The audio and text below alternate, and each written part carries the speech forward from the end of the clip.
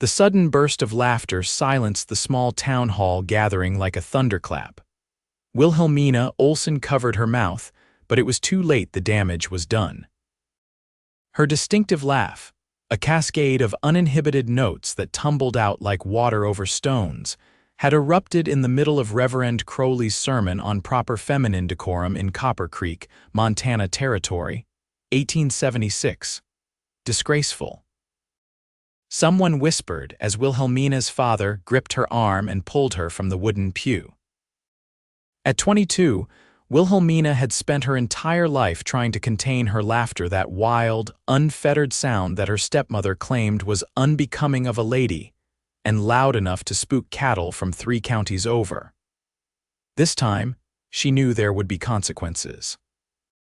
"You've embarrassed this family for the last time," her father fumed as they reached their wagon. The spring sun beat down on them, harsh and unforgiving as his words. "The Reverend was discussing modesty while you howled like a coyote." "I wasn't howling, Father." Mrs. Peterson's had those feathers that kept bobbing every time she nodded, and enough. He lifted his hand to silence her. "Your mother was right. We've been too lenient with you." Wilhelmina bit her lip. Her stepmother, Cordelia, wasn't her mother at all. Her real mother had died when she was 7, and the memory of her with her own untamed laugh was fading with each passing year. 3 days later, Wilhelmina found herself on a stagecoach headed to her aunt's ranch near Whiteridge, 60 miles away. "Until you learn proper behavior," her father had declared. In truth, she suspected Cordelia had been looking for an excuse to send her away for years. The journey was arduous. Spring rains had turned the roads treacherous, and twice the passengers had to disembark to help push the coach from the mud.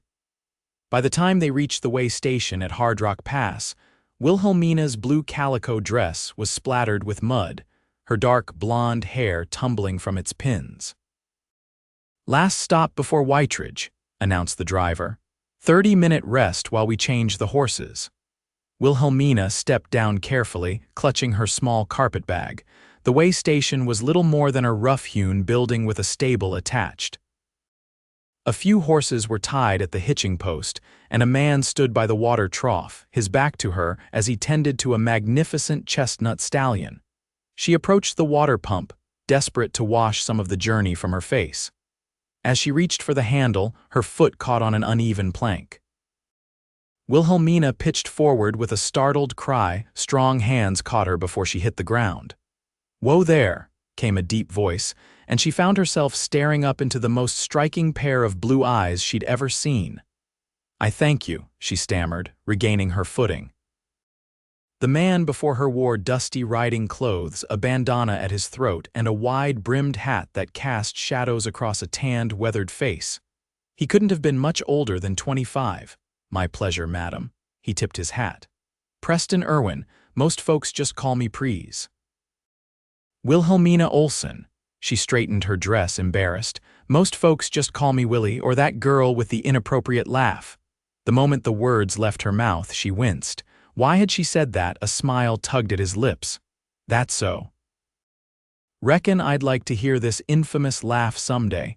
Before she could respond, the stagecoach driver called for passengers to reboard. Preston Irwin touched his hat again.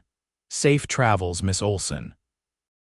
Wilhelmina climbed back into the coach, watching through the window as the cowboy mounted his chestnut horse and rode in the opposite direction. She couldn't explain why, but she felt a strange pang of regret as he disappeared from view. Aunt Martha's ranch was nothing like Wilhelmina had imagined. Instead of a modest homestead, it was a sprawling operation with a main house, bunkhouse, barn, and corrals spread across the rolling landscape. Cattle dotted the distant hills, and a crew of ranch hands worked in various areas of the property. "You've grown," was all Aunt Martha said by way of greeting. She was a tall, stern-looking woman in her 50s, her graying hair pulled back in a severe bun. "Your father says you're to stay until your behavior improves." Wilhelmina swallowed hard. "Yes, madam." "Well, don't expect to be coddled here. There's work to be done, and idle hands lead to trouble." True to her word, Aunt Martha put Wilhelmina to work immediately.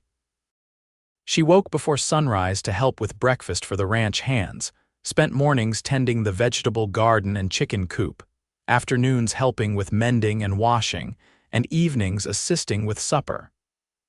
It was exhausting, but Wilhelmina found herself enjoying the routine and purpose. What she didn't enjoy was the isolation.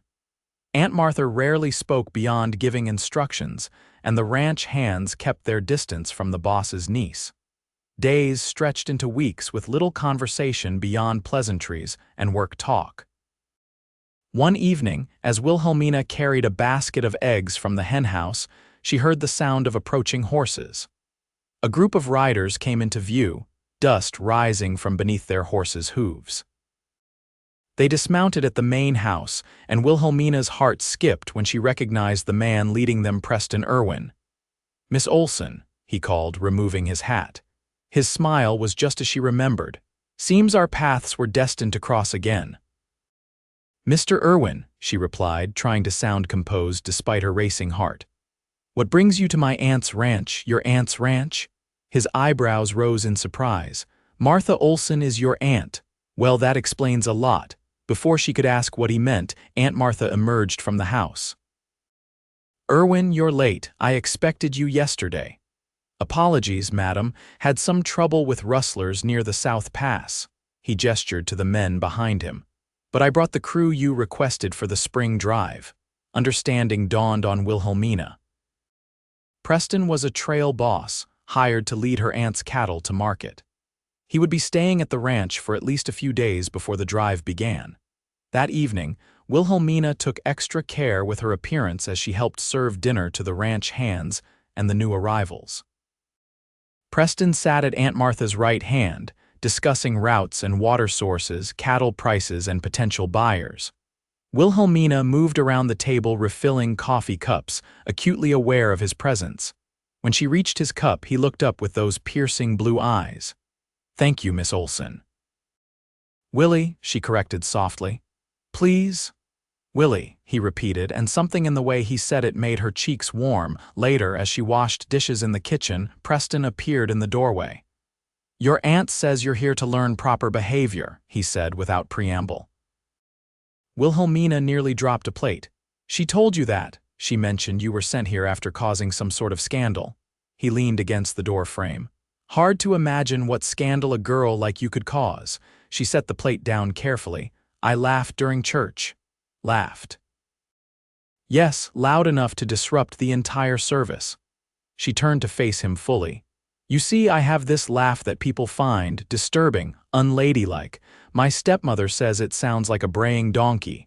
Preston's expression remained neutral. "Show me, I beg your pardon." "This laugh that got you banished to the middle of nowhere, I'd like to hear it." Wilhelmina shook her head. "I can't just laugh on command, Mr. Irwin." A mischievous glint appeared in his eyes. "Preston," he corrected. Then, without warning, he made a face so ridiculous eyes crossed, cheeks puffed out, lips pursed like a fish that Wilhelmina couldn't help herself. The laugh burst forth, starting deep in her belly and rising up like a geyser, a cascade of unfettered, joyous sound that filled the kitchen.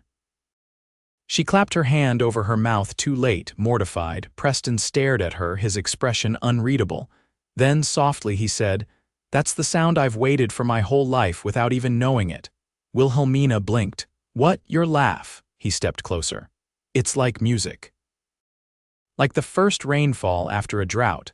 Why would anyone want to silence something so beautiful?" For the first time in her life, Wilhelmina didn't feel ashamed of her laugh. "You're teasing me." "I've never been more serious." His voice was low, sincere. "I'd ride 100 miles to hear that sound again." The moment was broken by Aunt Martha's voice calling from the parlor. Preston stepped back, and Wilhelmina returned to the dishes, her mind whirling with confusion and an unfamiliar warmth. The next few days brought a flurry of activity as the ranch prepared for the cattle drive. Wilhelmina found reasons to be wherever Preston was working, bringing water to the men as they sorted cattle, delivering messages from her aunt, or simply walking past the corrals when she knew he'd be there. Each time their paths crossed, Preston would try to make her laugh. Sometimes he succeeded, and the sound of her uninhibited laughter would ring across the ranch yard. She noticed the other hands would stop and stare, but Preston never seemed embarrassed by her. Instead, he'd smile as though he'd accomplished something precious. On the third evening, Wilhelmina found Preston alone by the barn, checking tack for the upcoming drive. Gathering her courage, she approached him. "My aunt says you're leaving tomorrow." He nodded, not looking up from the saddle he was oiling. "First light, taking the herd to Cheyenne, should be back in about 6 weeks if all goes well." That's a long time. Now he did look up. "Planning to miss me, Willie?" She felt heat rise to her face. "Perhaps." Preston set aside the saddle and stood, wiping his hands on a rag. "I've got something for you."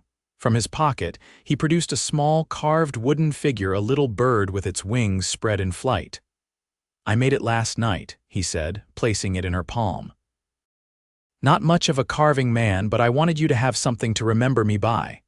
Wilhelmina ran her finger over the smooth wooden surface. "It's beautiful. Reminded me of you, free, wild." His eyes held hers. Meant to soar, not to be caged. Something inside her chest tightened. No one had ever seen her that way before, as something wild and beautiful rather than improper and in need of correction. "Preston, Irwin." One of the ranch hands appeared at the barn entrance. "Boss lady wants to see you." With a regretful smile, Preston touched her hand briefly. "Keep laughing while I'm gone, Willie. Promise me that." Before she could answer, he was striding toward the main house, leaving her with a wooden bird in her palm and a strange, new feeling in her heart. The morning of the cattle drive dawned cold and clear.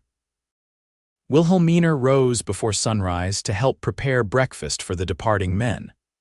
Through the kitchen window, she watched as the hands rounded up the cattle, their shouts and the lowing of the herd creating a cacophony in the pre-dawn light. Preston rode past the house, his chestnut stallion prancing beneath him. He tipped his hat when he saw her watching, and Wilhelmina raised her hand in farewell, the wooden bird tucked safely in her apron pocket. After the drive departed, the ranch seemed eerily quiet. Wilhelmina threw herself into her work, determined to keep busy during the long weeks of Preston's absence. She took on new responsibilities, offering to ride out and check the remaining cattle, mend fences, and even help break a spirited young mare that no one else wanted to tackle. To her surprise, Aunt Martha approved of these activities. "Your father seems to think you need to learn to be a proper lady," she said one evening as they sat on the porch, "but I've always found there's more than one way to be a woman." Wilhelmina glanced at her aunt, seeing her in a new light. "Is that why you never married?" Martha snorted. "I married the land, girl, found it more reliable than any man," but her tone softened. "Though I'll admit, watching you with young Irwin reminded me of feelings I haven't thought about in decades. Is it that obvious?" Wilhelmina asked, embarrassed, clear as day, and just as obvious that he feels the same. Martha rocked slowly in her chair. "He's a good man, honest, hard-working, the kind who sees value in things others might overlook." Like a laugh that everyone else found offensive, Wilhelmina thought but didn't say. 3 weeks into Preston's absence, trouble arrived at the ranch. A group of men rode in one afternoon, led by a grizzled older man with cold eyes and a perpetual sneer. "We're looking for Preston Irwin," the leader announced when Wilhelmina emerged from the house. "Heard he works here." "He's not here," she replied cautiously. "He's on a cattle drive to Cheyenne." The man dismounted, sizing her up with a gaze that made her skin crawl. "Well, ain't that a shame?" "I'm Wade Thornton, your neighbor to the east." He gestured to the men behind him. "Me and the boys have a score to settle with Irwin. Seems he accused us of rustling. Got some of my men arrested." Wilhelmina stood her ground. "If he accused you, I imagine he had reason." Thornton's eyes narrowed. "You his woman?" "I'm Martha Olsen's niece." "Well, Miss Olsen, you tell Irwin when he gets back that Wade Thornton doesn't take kindly to accusations." He stepped closer. "And you tell your aunt that her fence line seems to have moved onto my property. Might want to have that looked at before there's trouble." With that veiled threat, he and his men rode off, leaving Wilhelmina shaking with a mixture of fear and anger. When Aunt Martha returned from town, Wilhelmina told her about the visitors. Martha's expression darkened. "Thornton's been trying to push his boundaries for years. Thinks because I'm a woman alone, I'll back down." She shook her head. "He's the one who's been rustling cattle all across the territory. Preston caught some of his men red-handed last month. What will we do?" "We'll be vigilant," Martha said firmly, "and we'll wait for Preston and the boys to return." The next 2 weeks were tense. Twice they spotted Thornton's men riding along their property line. Ranch hands reported cut fences and missing cattle. Wilhelmina took to carrying a rifle when she rode out to check the herds, and she slept with a loaded shotgun beside her bed. One night, she was awakened by the sound of horses approaching. Heart pounding, she grabbed the shotgun and moved to the window, expecting to see Thornton's men.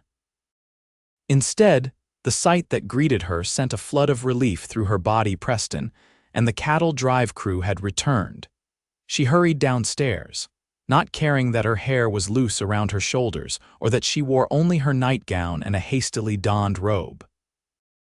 Outside, Preston was dismounting, looking exhausted but satisfied. When he saw her, his tired face broke into a smile. "Didn't expect a welcoming committee at this hour." "You're back early," she said, breathless. "Got a good price in Cheyenne, and the return journey went smooth." His eyes swept over her, taking in her disheveled appearance. "Everything all right here?" Before she could answer, Aunt Martha appeared on the porch. "Irwin, good timing. We've got trouble with Thornton." Preston's expression hardened. "What kind of trouble?" As Martha explained the situation, Wilhelmina watched Preston's face.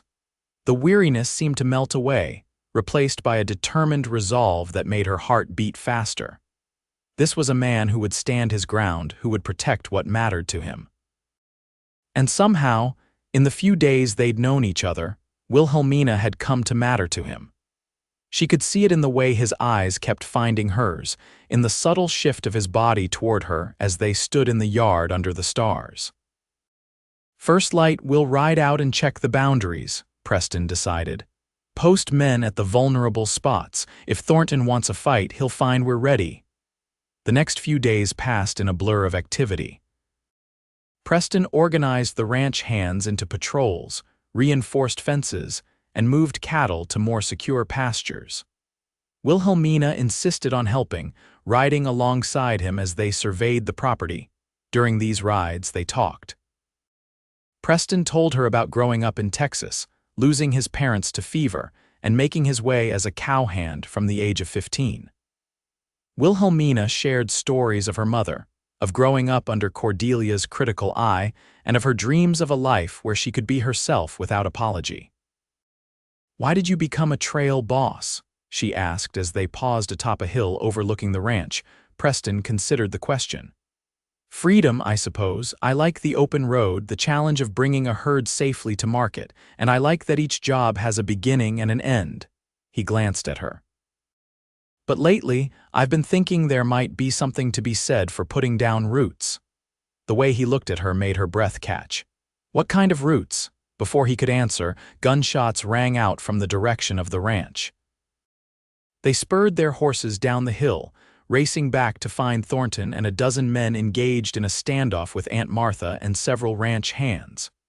"Irwin," Thornton called when he spotted Preston. "Thought you might be hiding behind a woman's skirts." Preston dismounted calmly, helping Wilhelmina down before facing Thornton. "Seems to me you're the one causing trouble for women, Thornton. That's not how a man behaves." "This woman's been claiming land that ain't hers," Thornton spat. "And you've been spreading lies about me and my boys." "No lies needed when the truth does the job," Preston replied evenly. "Sheriff found 20 head of cattle with altered brands in your south pasture, some belonging to Miss Olsen here." Thornton's hand hovered near his gun. "You calling me a rustler to my face? I'm calling you what you are." Preston stood his ground, though Wilhelmina noticed he had positioned himself between her and Thornton. "Now, you and your men are going to leave this property, or we're going to have a problem that won't end well for you." The tension crackled in the air.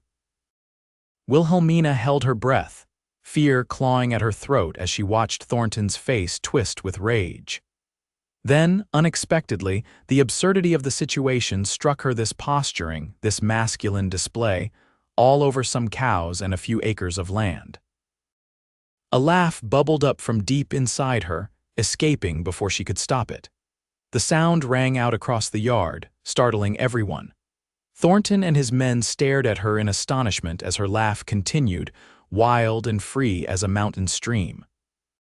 When it finally subsided, Thornton looked genuinely unsettled.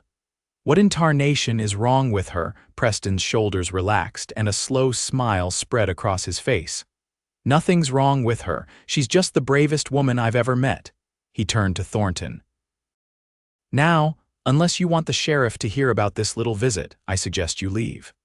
Something in Preston's tone, or perhaps it was the unnerving effect of Wilhelmina's laugh, seemed to take the fight out of Thornton. With a final glare, he signaled to his men and they rode off. That evening, as the ranch settled back into an uneasy calm, Preston found Wilhelmina sitting alone on the porch steps. He sat beside her, close enough that their shoulders touched. "Your laugh saved the day," he said softly. She shook her head. "It was unexpected. I just couldn't help it, all those men, ready to shoot each other over pride and a few cows." It threw Thornton off balance, made him realize he wasn't dealing with ordinary folks. Preston took her hand, his calloused palm warm against hers. "Willie, I meant what I said. You're the bravest person I know, me, but I didn't do anything. You've spent your whole life being told to be someone else, to hide parts of yourself, yet here you are, still laughing." His thumb traced circles on her wrist. "That takes more courage than facing down a dozen armed men." Wilhelmina looked at their joined hands. "My father sent me away because of that laugh." "Then he sent away the best part of you." Preston's voice was fierce with conviction. "The part that knows joy so deep it can't be contained." She raised her eyes to his. "No one has ever understood that before. I understood it the first time I heard it. That day at the way station when I helped you up, I saw something in your eyes, a spark, and when I finally heard your laugh." He paused, searching for words. "It was like finding something I didn't know I was missing." Wilhelmina's heart pounded so hard she was certain he could hear it. "What happens now? You'll be leaving for another cattle drive soon." Preston shook his head. "Not necessarily. Your aunt offered me a job as her foreman. Said she's getting too old to run this place alone and needs someone she can trust." "And did you accept?" "I told her I needed to discuss it with someone first." His eyes held hers. "With you, me, why? Because if I stay, it wouldn't just be for the job." He took a deep breath. "I know we haven't known each other long, but I've never felt this way about anyone. Every time you laugh, it's like the whole world gets brighter. And I want to spend my life trying to make you laugh like that every day." Wilhelmina's breath caught. "Are you saying what I think you're saying?" In answer, Preston leaned forward and kissed her. It was gentle at first, then deepened as she responded, her hands finding their way to his shoulders. When they finally parted, both were breathless. "I'm saying I love you, Wilhelmina Olsen," he whispered against her lips. "Your laugh, your spirit, your courage, all of you. And if you'll have me, I want to build a life with you right here." Joy bubbled up inside her, and this time, Wilhelmina didn't try to contain it. Her laugh rang out, clear and free, into the night. And Preston laughed with her, their joy mingling in the cool evening air. 2 months later, with Aunt Martha's blessing and her father's reluctant approval, Wilhelmina married Preston in a small ceremony at the ranch. She wore a simple white dress with wildflowers in her hair, and when the preacher pronounced them husband and wife, Preston whispered something in her ear that made her laugh, that full, uninhibited laugh that had once caused her exile, but had ultimately led her to her greatest happiness. They built their life at the Olsen Ranch, working alongside Aunt Martha until she passed peacefully 3 years later, leaving the property to them.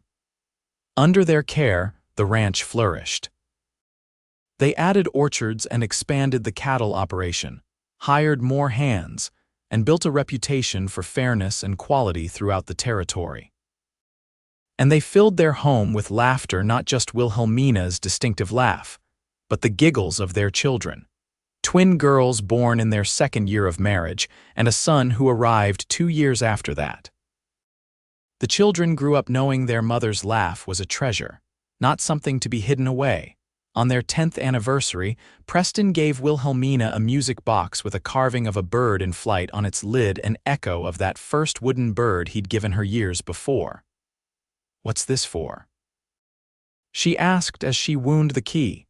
"To remind you," he said, pulling her close, "that the sound I waited for my whole life was your laugh, and every day since then it's been the music that makes life worth living." As the music box played, Wilhelmina laughed that same wild, joyous laugh that had once led to her banishment but had ultimately guided her home. And Preston, as always, smiled at the sound he'd waited a lifetime to hear.